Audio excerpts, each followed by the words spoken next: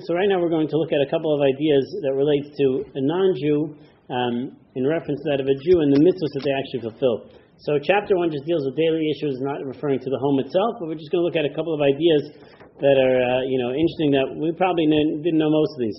So one, when it comes to washing your hands for negel vas in the morning, every Jew is required to wash their hands 3 times alternatively or 4 times alternatively, meaning 1, 1, 1, 1, either 3 or 4 times that we do it. So if a person is too weak to wash their own hands, they can have a non-Jew wash their hands for them. Even though one would think that perhaps there's a particular mitzvah that I'm doing, no, but it's okay, I can have a non-Jew do it for me. Next, a person should not touch food before washing their hands in the morning. There is a serious problem with that it could be matame, that it either defiles the food itself or can put a ruach ra, a negative spirit on the food, and therefore could be considered harmful. The Gemara says the reason why young little babies die is because their mothers are not washing their hands before giving their kids food.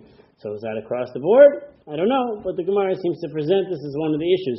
So a Jew is required to wash negel vas before they touch any food. What about a non-Jew? A non-Jew is not required to do that. They don't have that tumah associated with them, that impurity, or seemingly that ruach ra, and therefore if they didn't wash their hands, that is still considered okay if they didn't actually wash their hands in the morning.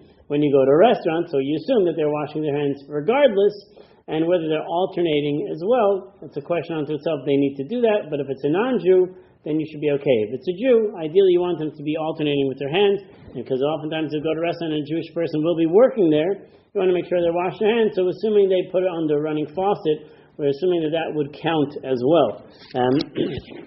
If a non-Jew ties tzitzis onto any one of the corners of a garment of tzitzis, then the tzitzis themselves are not kosher. This was a major catastrophe that happened a number of years ago in Israel, where they were hiring out non-Jews to tie tzitzis on garments and selling them, and therefore made all the tzitzis non-kosher. Looks like tzitzis, smells like tzitzis, wears like tzitzis. It's just not kosher as far as tzitzis goes. If a person inserts the 4 strings into the holes of the garment, make the first set of windings and ties the first 2 knots, then the non-Jew could potentially do the rest. Again, not so relevant for us, but just something to realize that when you buy tzitzis, you want to make sure that there is what we call a hechsher on them, their certification that it was actually tied by a Jew. When you make a bracha on a talis, when you put on a talis, the bracha is lehit atef or lehis atef b'tzitzis. So when you do that, to wrap oneself in a tzitzis. So what happens if a person's unable to actually wrap themselves in a talis? Let's say they're too old, too frail, they cannot wrap themselves in a talis. So a non-Jew could potentially wrap them in a talis. Usually when we make a bracha prior to doing the mitzvah.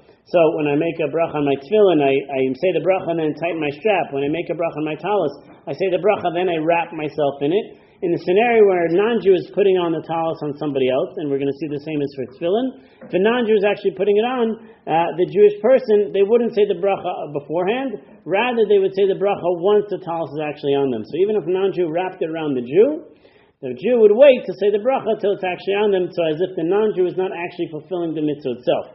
Similarly, when it comes to tefillin, the bracha would be generally be recited prior to tying the straps, which means a Jewish person, if a Jewish person is tying it on another Jew, so you would say the bracha, and then they would tie it on you. If a non-Jewish man is the one who's doing it, and it's not a Jewish person, so then you would actually recite the bracha only after the tefillin is actually tied and put on in place.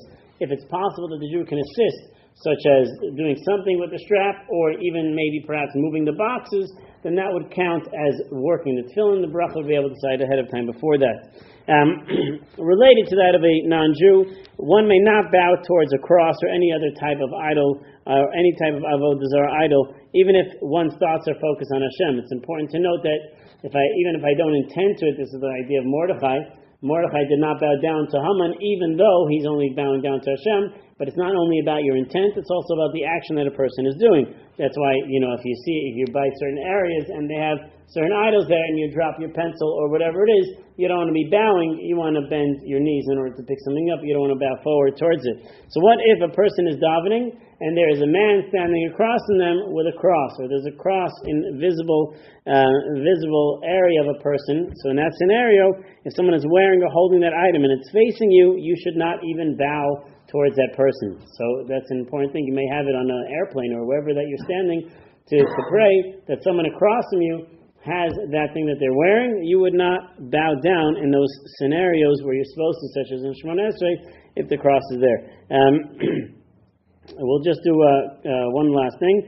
A man may daven and say brachos and learn Torah facing an uncovered hair of a non-Jewish woman. They are not bound by that halacha of covering the hair. However, one may not do so facing uncovered parts of her body that would be considered to be covered. So if a woman is wearing, let's say, shorts or a tank top or anything where her arms, chest, and legs would need to be covered, and and you want to say a bracha, you want to daven there, you would not be able to face them. Even if you close your eyes, it wouldn't actually work. Therefore, at weddings, they have it when the rabbi is performing the wedding. If the woman is not dressed properly, he would actually have to turn away in order to say those brachos.